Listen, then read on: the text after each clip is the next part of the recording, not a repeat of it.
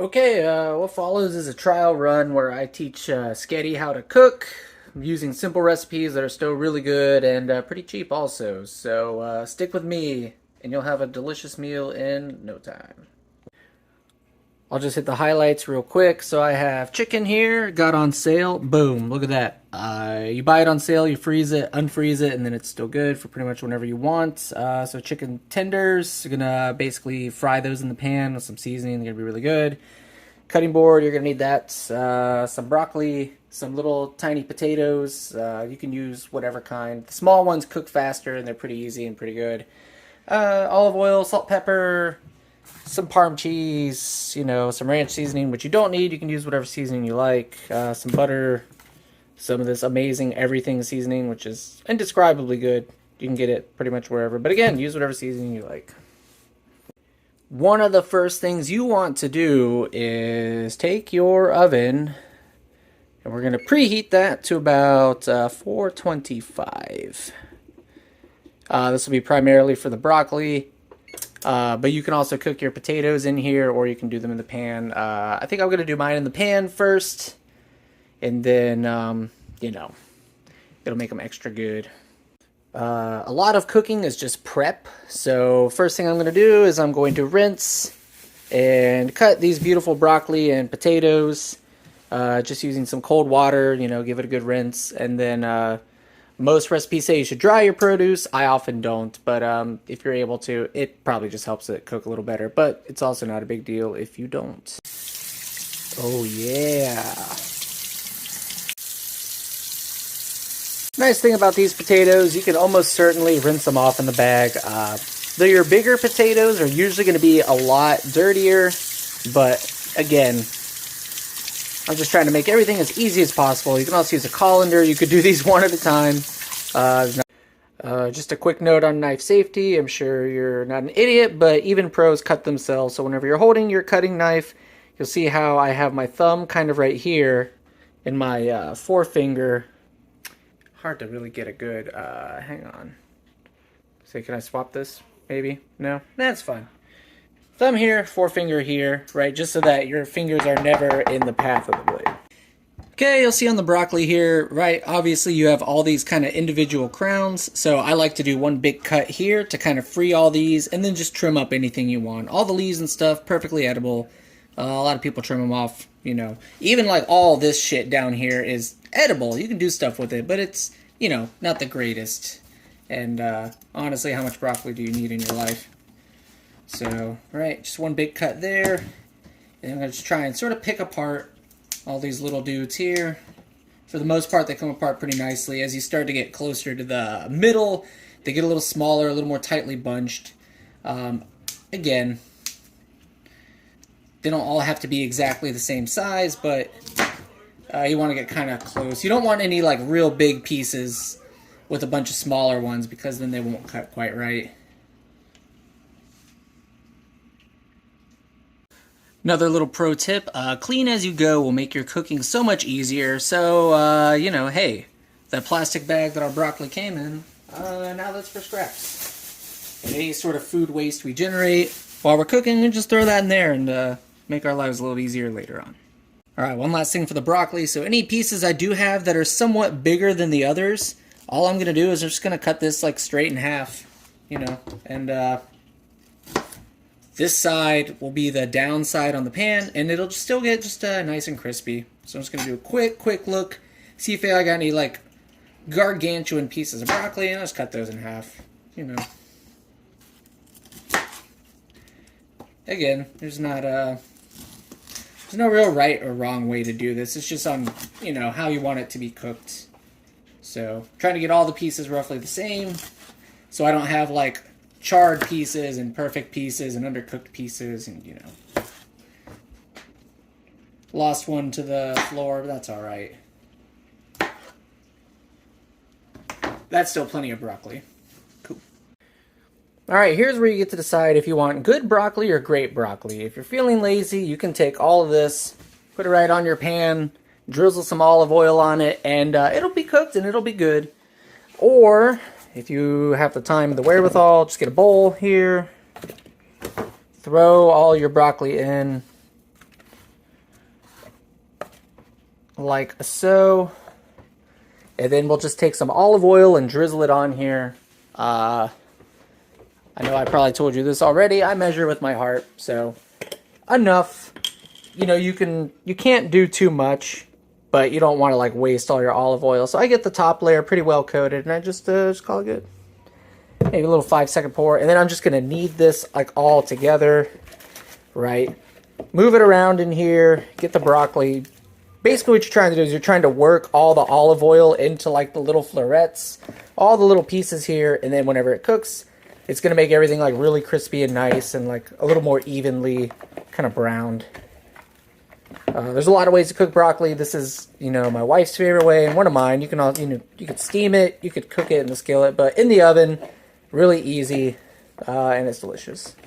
All right, cool. So now I have a just cookie sheet that I've lined with foil. This is actually the fancy foil. It's already non-stick, so you don't have to put anything on it. It's a little more expensive, but if you cook a lot, that means you do dishes a lot. And honestly, anything you can do to kind of protect your cookie sheets, you know, so you don't have to clean them is always worth it, in my opinion. Okay, so now I'm just trying to get everything kind of lined up nicely. You don't want it all bunched together. I try to have all the florets kind of facing upward so they get toasted real good in there. All right. That looks pretty good. And then just, okay, now that I've washed my hand, which was all goopy from olive oil, I just have, you know, a salt and pepper shaker here. So again, I'm not measuring salt, but with the practice angling, right, I just want everything evenly coated. I just do like one thin pass there and back. Salt's one of those things that everyone's a little different on. You have to play around with it, see what you like. When in doubt, just try not to overdo it because you can add more later. And then, of course, pepper here, going to be a similar thing. We're just sort of making sure we hit everything, honestly. And realistically, for broccoli, a little salt and pepper, that's all I do. 9 times out of 10. You can do it other ways, but this will be quite good. We're still preheating, so it's not quite ready yet, but we'll pop that in for about 25 to 30 minutes. We'll just keep an eye on it. It's kind of how done do you want it, that sort of thing. Okay, I'll let you skip ahead to the part where I cut all these little potatoes in half. I just rinsed out the same bowl I used the broccoli in, put all the potatoes in there, and then I'm, of course, again, just for this one, just a very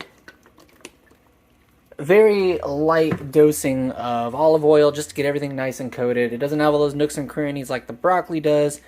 It just makes it a little simpler. I'm going to toss these on the pan with the broccoli. It's all one thing, very easy. And then when they're done, I'll, you know, talk about like how we're going to put like the seasoning and stuff on there, just with some butter and some other things. So, but for now, I just want these cooked. So I'm just going to mix these all up, put them on the tray, pop the tray in the oven. These will take, again, they're smaller, but probably about 25-ish, 30 minutes.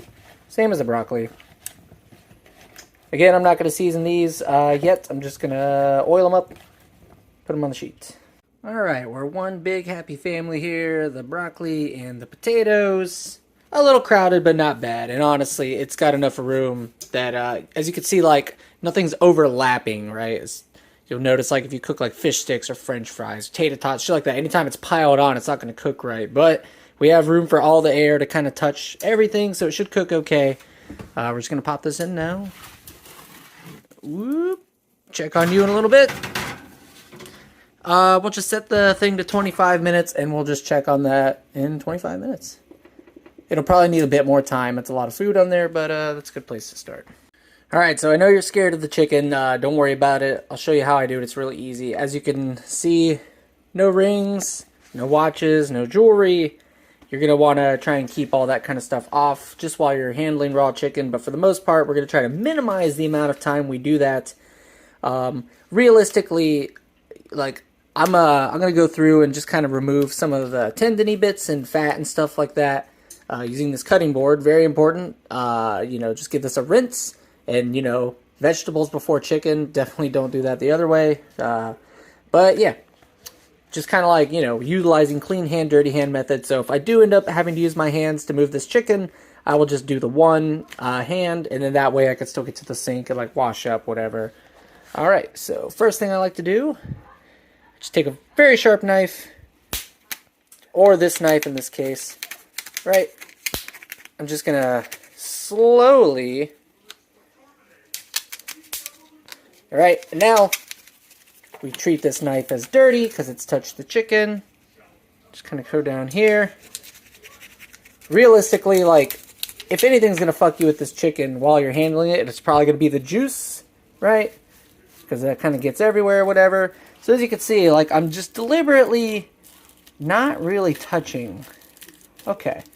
So now I have this chicken here. I'm going to put it on my thing here.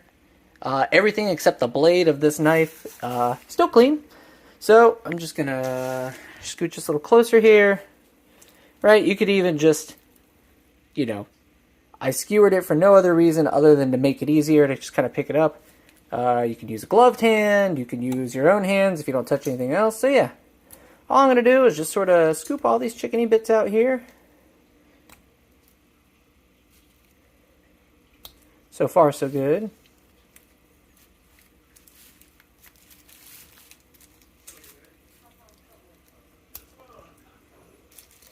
Good rule of thumb with chicken, if it smells funny, don't eat it.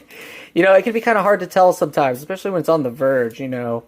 But, yeah, I think it's pretty easy to tell when the meat's gone rancid. But, you know, especially if you're before your dates, you're fine. You know, sell by and use by and best by are all different things. But generally, as long as you're within your dates or a few days and it looks fine, then it's probably fine. Okay, there's our chicken. This knife contaminated. Cool. I'll just put that right there. And I know. And then for all this, as you can see, the outside here is still clean. So I'm just going to grab all this lovely goodness. Flip it upside down there so it doesn't get on the thing. Boom. Chicken disposed of. All right, and you might be wondering what I'm talking about when I say tendons or, you know, bits, right? So here's an example right here. See this, like, white line here on this piece of chicken. So, you could eat this. It's not going to hurt you, but you'll note that it's very chewy, pretty much like impossible. Yeah, I don't think you could digest this. So I'm just going to sort of trim some of these things off. Again, left hand, clean hand, or I'm sorry, dirty hand, clean hand for my knife. And it's not rocket science, you know, just pretend like you're doing a chicken surgery and you're trying to maintain as much meat while getting rid of the stuff you don't want. So, just going to set that to the side there. It's pretty good. Some of this stuff, whenever it cooks, actually does, you know, if it's fat, it'll just be more flavorful. If it's like a tendon, it'll be chewy and weird. So yeah, just getting rid of all the white lumpy bits that nobody can eat. Like I said, this step, totally optional. You know, but it does get you working with your knife a little bit. It makes the chicken look a little nicer, and then that way you just don't have to, like, chew around it. This would be akin to, like, eating chicken with bones, right? Like, but for tenders, ideally, especially if you're going to be frying them and making, like, chicken tenders, you don't want any of these weird bits. So, that's totally up to you, though, man.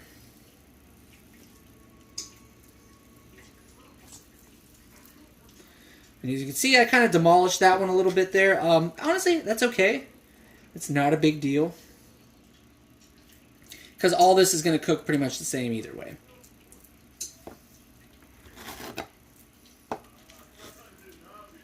Okay, get that there. Oh yeah. Get rid of you for sure, sir. I'm going to put you in the wrong pile. Get out of here. Okay. Alright, and the chicken is in the exact same fucking bowl, just like before. And there was enough olive oil just kind of sitting in the bottom that I was like, alright, cool. Very nice. This is, you know, anytime you want to get something evenly coated, always good to use a bowl. You know, like you could throw oil in a pan and throw the chicken in the pan and then move it around, but then sometimes it doesn't, you know, quite all cook right. So here's what I'm going to use to season this. If you don't have access to a lot of seasonings, salt and pepper is always going to be delicious, even, like the way I do it. What I've been really, really into lately, which you could probably see based on how much of the bottle is gone, this is complete seasoning, or saison complete. If you go to your grocery store, most will have something like this. This is like in the Mexican kind of aisle. This shit is so fucking good, dude. Like, I put it on everything, and it's always amazing. So that's what I'm going to use today. Okay, left hand is still the dirty hand. So, using the right hand, again, measure with your heart. I throw some in there, right? Get it nice and coated. Mix it up. And quite honestly, that might be enough. That might be enough. You just gotta, mix it real good. Get everything nice and coated.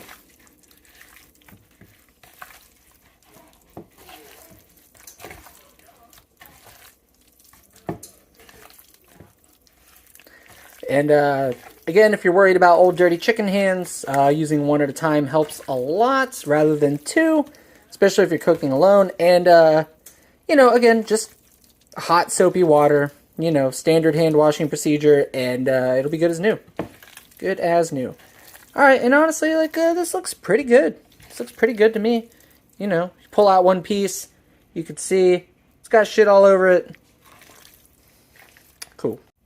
Alright, let's talk about this guy real quick. The most commonly used, in my opinion, burner on the stove.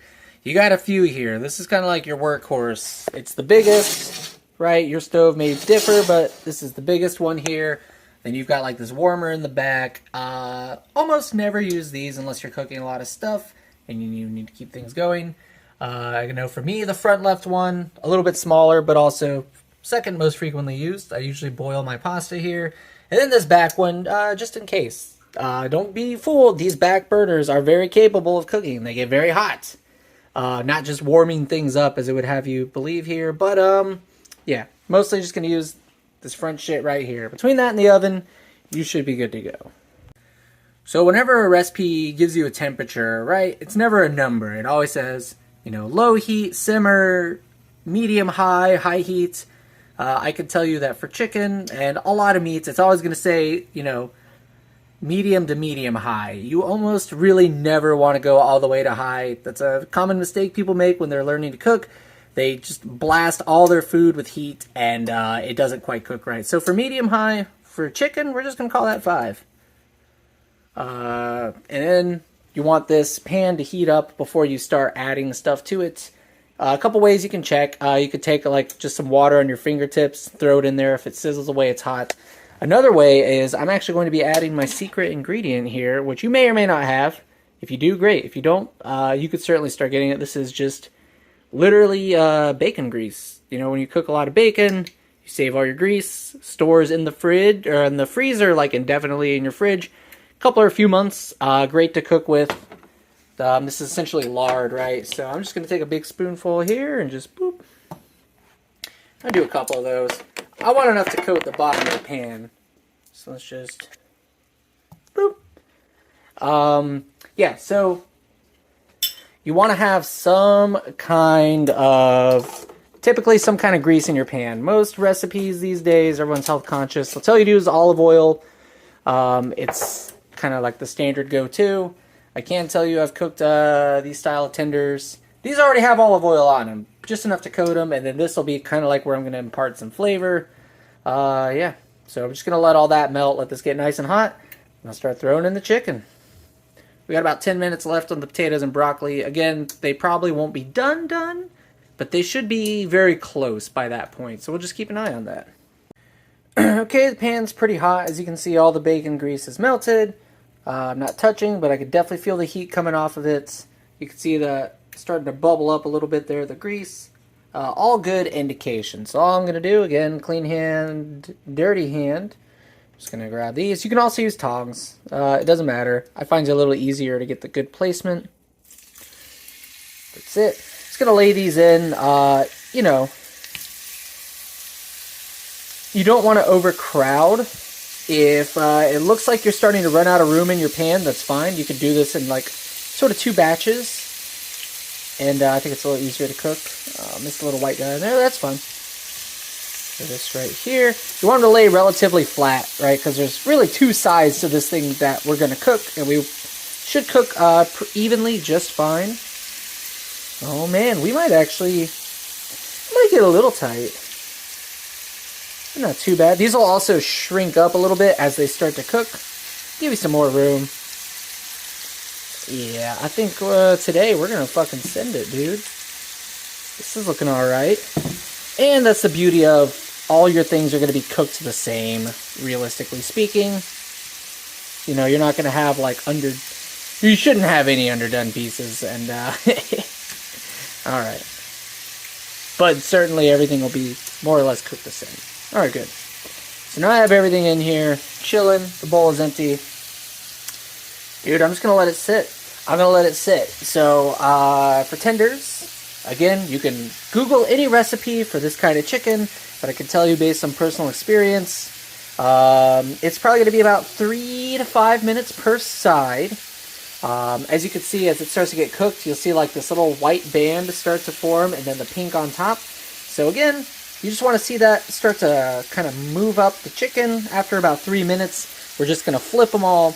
What you're hoping to see is like a nice kind of burned, evenly seared, sort of flavorful piece of chicken. One way you achieve that is by not moving the food too much. People have a tendency to, you know, myself, I'm guilty too. When I'm cooking something and I want it to cook better, I want it to cook faster, I just move it around a lot, try to get it extra cooked. Meats, for the most part, kind of the opposite. Unless we're talking like hamburger or something. Even then, you could still get it more brown by letting it sit. So we're just going to let it sit. Okay, it's been 25 minutes. Let's just check what's going on in here real quick. Woo, steamy. Okay, so the broccoli's starting to get a good look to it. You probably want, for the doneness I like, a little bit more toasted. Probably about another 5 minutes there. Let's check these potatoes. You can just use a fork for this. I want them soft, but I don't necessarily care if they're like crispy done, you know what I'm saying? Because I'm going to be finishing those in a pan. I should probably use my here. Okay. Woo! Alright, well that's a good sign. Let me eat one. Okay, starting to get soft. Again, probably go with another 10 minutes. Alright, chicken's been cooking for about 5 or so, who knows. And you can see the pink is starting to almost get indistinguishable from the white. So like all the white shit creeping up the sides. And if we look at one piece here, we flip this up a little bit, like, oh, look at that. Look at that delicious golden brown. We can go and flip all these. Flip them real good.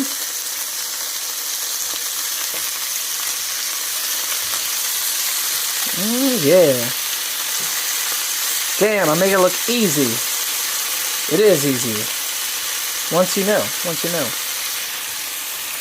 Okay, cool. Look at that. Fucking beautiful. That's going to be about another 3 to 5 minutes. It's pretty forgiving for the most part. And after I touch any of that raw chicken, right, with my tools, I want to keep using this tool. It was just the tips here. I'm just going to use some extra, so you can see the steam, extra hot water. If your water doesn't get that hot, make sure you hit it with some good warm water and some soap.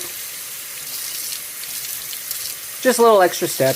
As you can see, I kind of put all my dirty stuff here, my chicken stuff. So I'm going to be like clean sanitize the whole sink area. But I just kind of keep this as my sort of contaminated zone until later when I feel like cleaning it up. But you can do this however you want. Alright, it's been about 4 minutes. Let's check the other side here. Ooh! Honestly, I think these are good, bro. So yeah, a little under 10 minutes total. I'm going to turn my heat down to very, very low. You'll see why in a minute. And for now, I'm just going to scoop up all this chicken into a ready and waiting receptacle. In this case, just a plate. This plate I have here.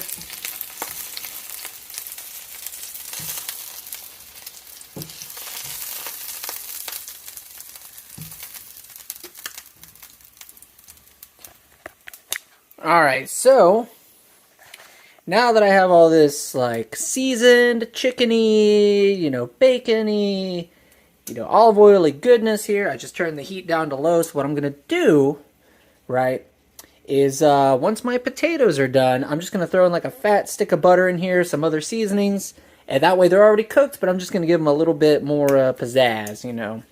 I had specifically had requested savory, buttery, goody potatoes. So that's what I'm making today. Okay, I'm going to go ahead and start melting the butter in here. Again, very, very crucial. You turn your heat down to low. Bacon grease has a pretty, a pretty low smoke point. So as you can see here, right? So all I'm going to do is, let's do about 2-ish, maybe 2.5. I don't know, whatever. This much butter. And I can do it. I can do it. Cool. So we're just going to get this working in here.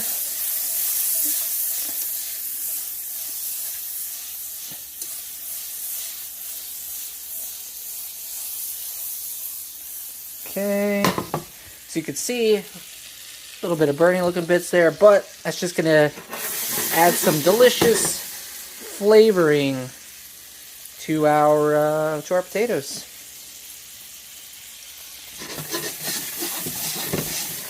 This method is called browning butter. So if you ever heard of brown butter, that's kind of what you're looking at. Very low heat. Then you just sort of, if I was feeling super extra, I could get a whisk and I could like whisk this all really nice. You know what, I am feeling extra. Why not?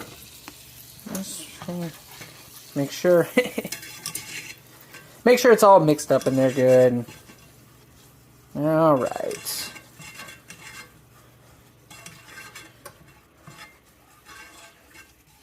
Cool. I got some butter there. Don't really need that anymore. We got about 3 minutes left on these. Let's check them. Honestly, I think this is, I think it's starting to look pretty good. Pretty good. And you can see it's starting to get like some color on this broccoli, and I guarantee you the downside, the side that's not showing, is probably got like a pretty good little crunchy bit on it. So, these potatoes definitely look like they're done as well. So let's go ahead and pull these out. Now you might be thinking to yourself, well, just how long are these potatoes going to take? I don't have an exact answer for you. As you can see, we're at kind of a medium-high heat. I put everything on one side just to kind of get a good even cook and a nice presentation on the flesh of the potatoes. But realistically, as brown as you want them. They're good now. They just need a little seasoning because all that's really in there is butter and leftover seasoning from the pan. But, yeah, probably let them go for, again, just about 5 minutes or so, depending on how hungry I am. And then I'll just season everything up, mix it up real good, and start serving. Okay, you can probably see we're starting to get like a nice sort of crispy, crunchy on the bottom here. That's what all that browning is. So yeah, the nice thing about doing potatoes this way is that they're going to be like more soft on the inside, but kind of crunchy on the outside, ideally, at least on this bottom part. So, I'm going to go ahead and do now, call it good. Start to rustle these up a little bit. You start to see them get a little burned here. Not burned, browned, I guess. Though if you leave them long enough, yes, they will burn. Okay, good enough for me. We're just going to throw on some seasoning now. A little Parmesan.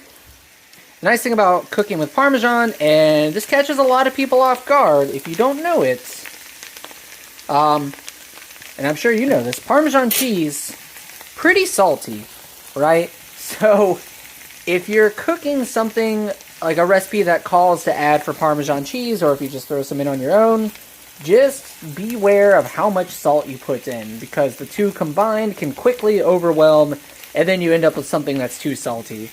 Now, can you fix a dish that's too salty by doing more stuff to it? It is possible. I will say it is possible, but, not always easiest. So I did some parm there, and now I'm just going to do some ranch. Yeah, fuck it. Throw it all over it. Mix it up real good. Turn off the heat. Woo! I'm losing them. And just kind of remove them from the heat now because I don't want them to overcook. Just going to throw them back on this little skillet here. Well, it's cooking. You know what it is. I can't say words. If I could change one thing when I cooked these, the Parmesan cheese got a little weird in the pan there. But as you can see, everything's coated in it. It looks good. If you make these in the future, I recommend cooking them the same way I did, seasonings and stuff, and just add the Parmesan at the end. But honestly, I think I got like a little parm fried, okay. I made like a little cheese fried ball, which is actually pretty good, but not my intention. Okay, broccoli's gonna stay on the sheet. Potatoes are gonna go in the pan. And we're just gonna kind of finish frying these up a little bit and get some flavor on them. They're not bad as they are, but they're very plain. If you recall, I did no salt, no pepper, just olive oil to get them kind of cooked. And then the rest of the magic's going to happen in here. You probably noticed I'm reusing the same bowls, the same pan. Anytime you can get away with doing that, I think that's always going to be preferable.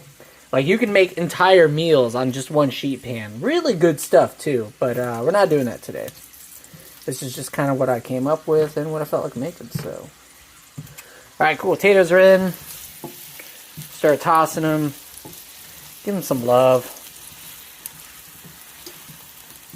Don't need this timer anymore. And I don't need this oven anymore, so we're going to turn that off as well. Don't forget.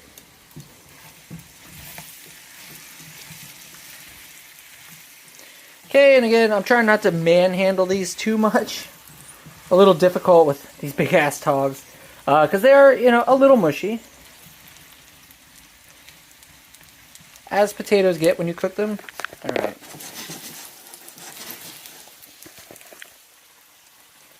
So everything you see now is cooked. I'm just going to let these go a little longer because I want them. And I'm going to bring my heat up to now. Bring this up to about 3 or 4. Go with about 4. We'll let these cook up a little bit. And then I'll add just a little shaky parm cheese. And because I'm bougie, I got some ranch seasoning here. Throw that on there. But again, salt and pepper is always going to be delicious. Especially with enough butter. Hope you found this helpful. If so, let me know. I'd love to do more of these. And if not, I'll just go fuck myself. But thank you for watching anyway. Later. That's pretty much it, dude. I just put everything on a plate here, and everything looks good, everything smells good, so it'll probably taste good too. That's pretty much it, man.